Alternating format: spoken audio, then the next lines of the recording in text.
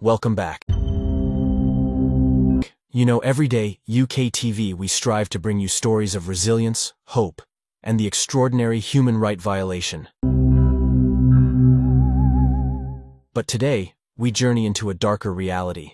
We shine a light on the deeply troubling situation in Uganda. A nation facing with the heavy hand of corruption and human rights abuses.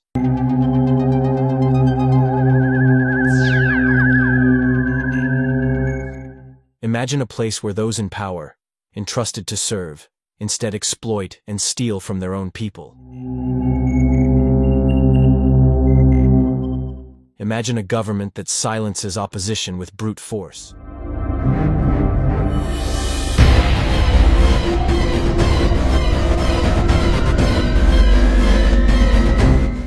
Where fear muzzles the voices of the innocent.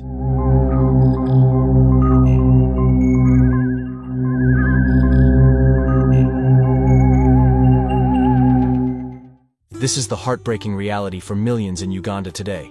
For years, a pervasive system of corruption has taken root within Uganda's government. This isn't about minor bribes. It's about a calculated scheme that robs Ugandans of their future.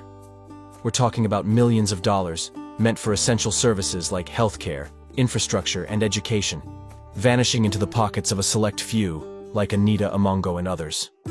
This blatant disregard for the well-being of its citizens has real-life consequences. Hospitals lack basic supplies, schools crumble, and the most vulnerable among them, the children, are denied a chance to blossom. But the story doesn't end there. Along with corruption comes the scary reality of human rights violations. We're talking about unlawful detentions, torture, and the silencing of anyone who dares to question the status quo. Journalists, activists, and ordinary citizens are targeted for daring to speak truth to power.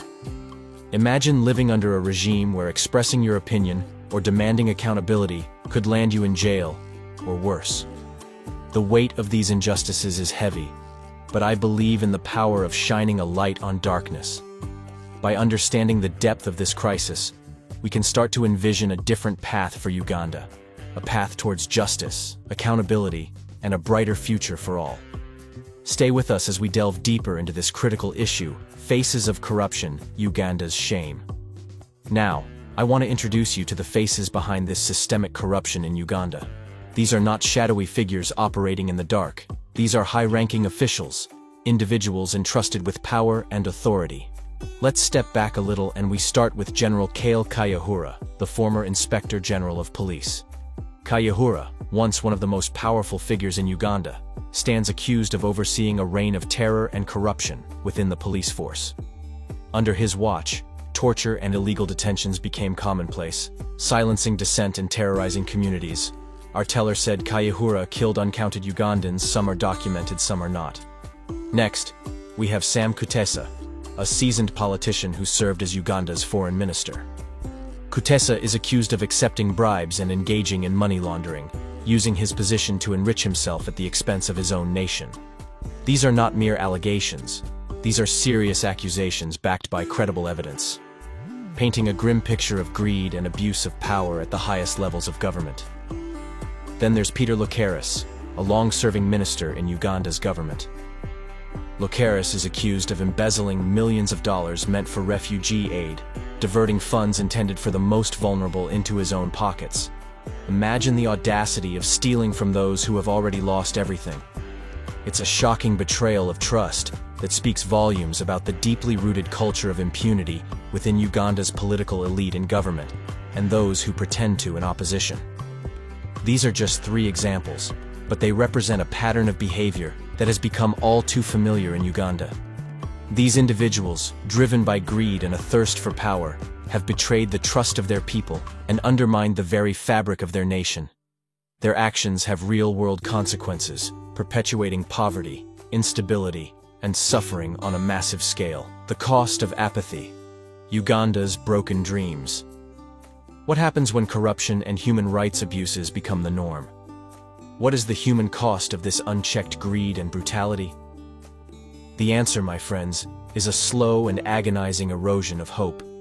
It's the young girl, denied an education because the funds for her school were stolen, her dreams left to wither.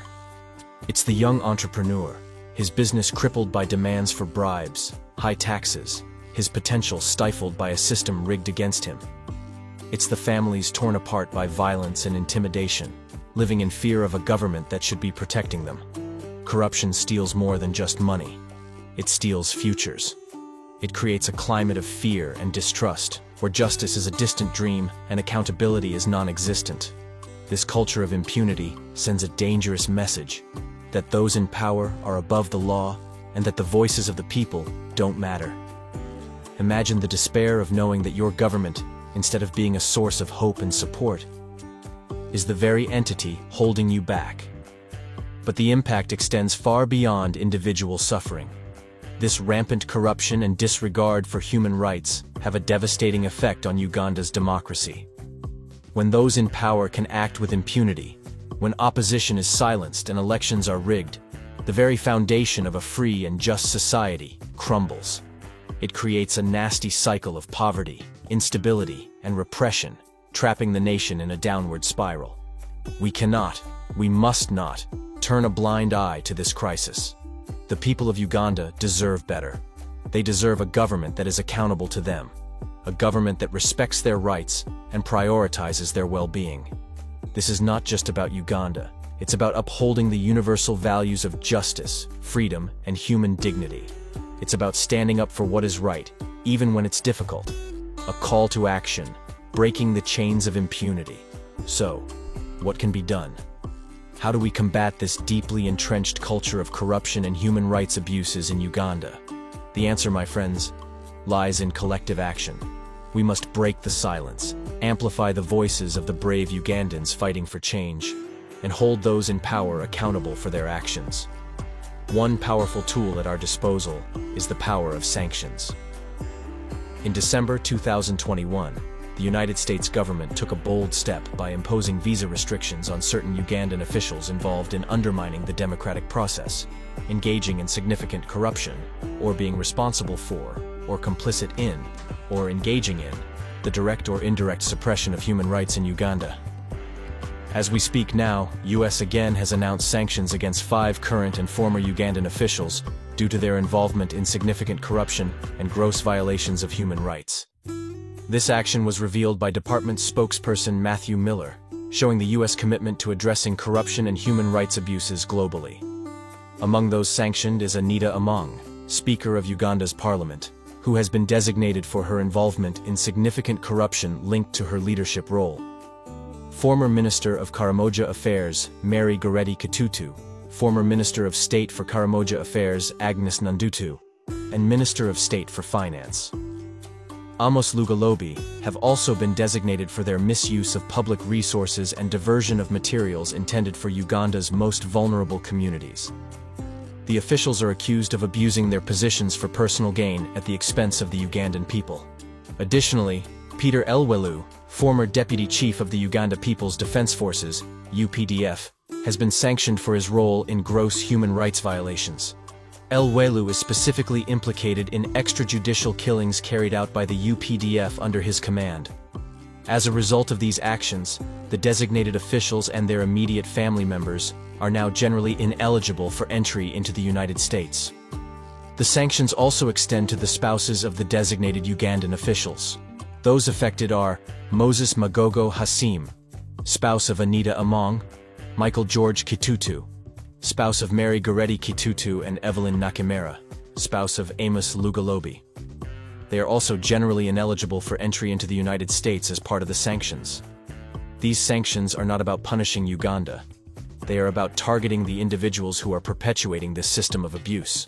By imposing consequences for their actions, we send a clear message that the world is watching, and their crimes will not go unpunished. But sanctions alone are not enough. We need a multi-pronged approach that includes diplomatic pressure, support for civil society organizations working on the ground, and continued inspection of the Ugandan government's actions. We must demand transparency and accountability from the Ugandan government. We must urge them to investigate and prosecute those responsible for corruption and human rights abuses.